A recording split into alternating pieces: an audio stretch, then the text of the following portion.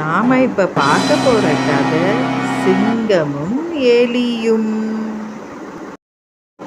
ஒரு காட்டுல சிங்கமும் எலியும் வாழ்ந்து வந்திருந்தாங்க.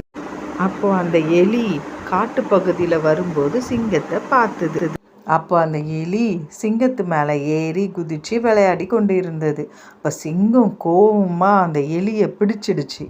அப்போ சிங்கம் அந்த எலிக்கிட்ட என்ன சொல்லிச்சு தெரியுமா? எலி, உனக்கு எவ்வளோ தைரியம் இருந்தா நீ என் தூக்கத்தையே கலைச்சு என் மேல ஏறி விளையாடுவ. உன்னை இப்ப நான் சாப்பிட போறேன் பார்.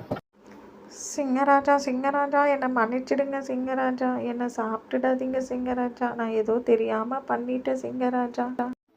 பொழைச்சி போ. மறுபடியும் நான் உன்னை பார்க்க கூடாது இந்த இடத்துல.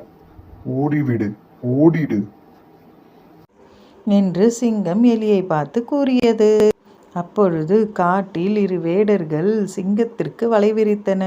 சிங்கம் அதில் மாட்டிக்கொண்டது.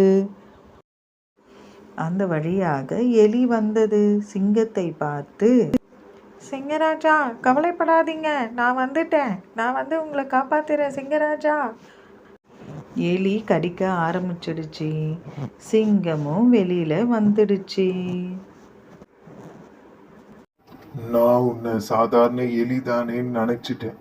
ஆனா நீ எனக்கு செஞ்ச உதவி ரொம்ப பெரிய உதவி. நான் இதை என்னைக்குமே மறக்க மாட்டேன்.